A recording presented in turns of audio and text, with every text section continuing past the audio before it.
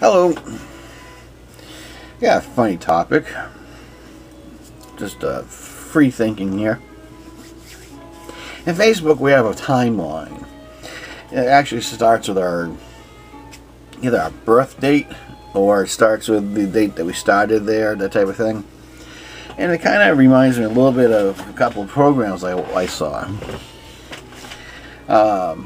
One was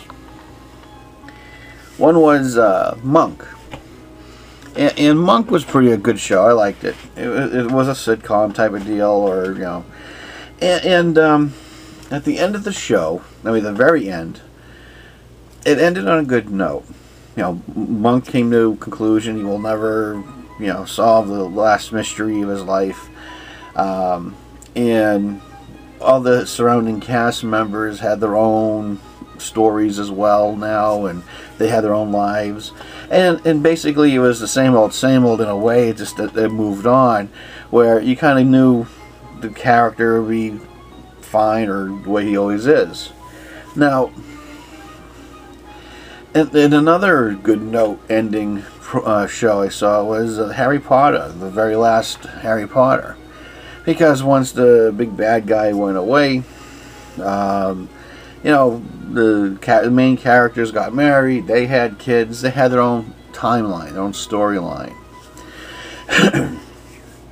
But again, you also have these surrounding characters. I had a surrounding character when I was living in Fort Myers, and he just passed away, and I didn't know about it until a month later. So I spent a good half a day just bawling my eyes out, missing the guy, But, I still do. I get choked up over it. But we all have our own timeline, if you think about it. And our surrounding circles of friends, they have their own as well. So it's kind of funny when you see how someone close to you, no matter how close, goes away. It might cause a rift in your timeline per se, because now you're thinking of them. But as much as you are a part of their timeline or they're part of yours, the way I see it, I can say that being when you mourn of the loss, it is selfish. You're missing that person. That's you that's missing this person. That's why you're mourning. And but in the same regards, you can say that you are equally blessed by being a part of their timeline or their life, and that's how I see it.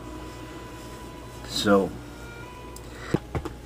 I felt as though I needed to do a video, not necessarily to express my loss of a friend, but how he left, but he left in such a good note, because apparently, I found out almost 4 weeks later, unfortunately, but in my world, I'm very caught up in building access, marketing, that type of thing, my company, and with my buddy, he was going for his degree, he had a fiance, was raising a kid, so, we still contacted each other from time to time. He would call me up like at 11 o'clock, 2 o'clock, 3 o'clock in the freaking morning at times.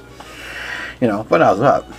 So, and when I stopped hearing from him, I figured he had stuff to do. And when you take advantage, or you take, not advantage, we take for granted the people sometimes around us. In this case, I knew he was busy. And but I kind of felt in the back of my head, I haven't heard from him in a while, and I saw a post that his girlfriend posted up on his wall, and it was a certificate, but everything was written in past tense, and I'm thinking, nah, this can't happen.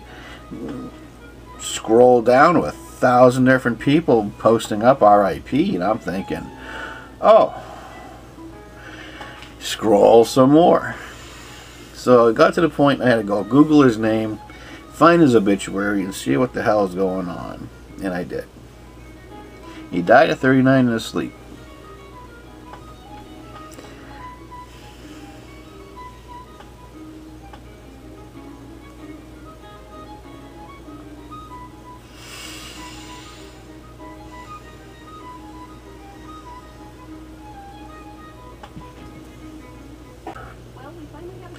So with my friend Chris, what he gave me was a broadened sense of humor towards life, myself, the people around me, and basically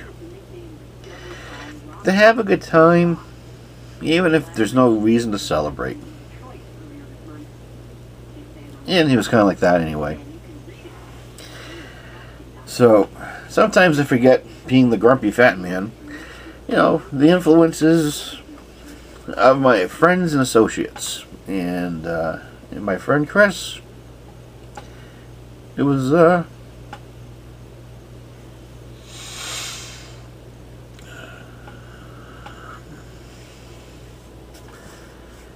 learning how to laugh.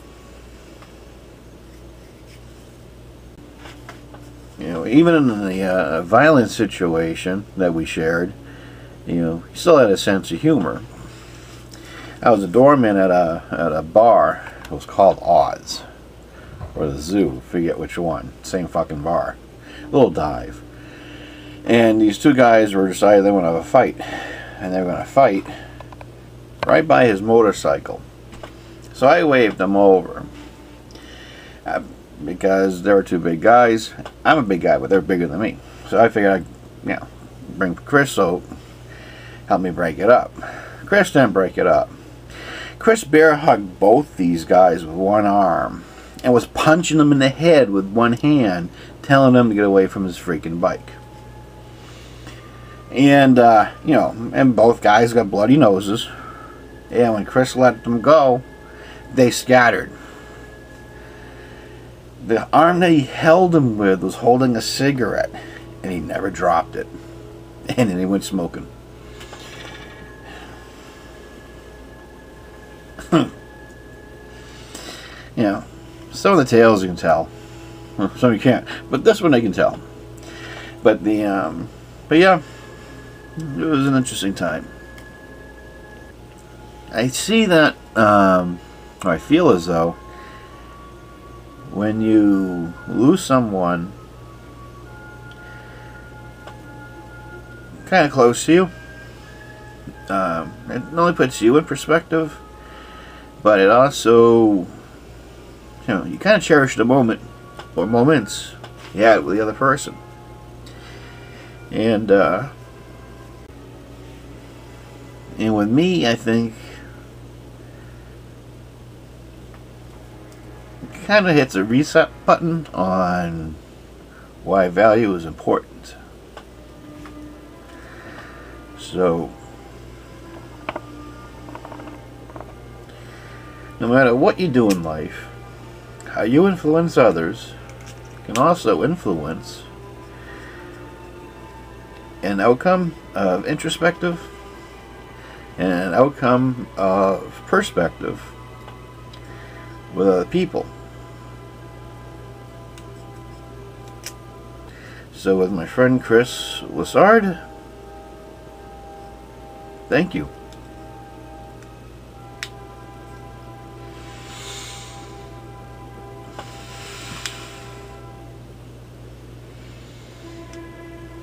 You will be missed.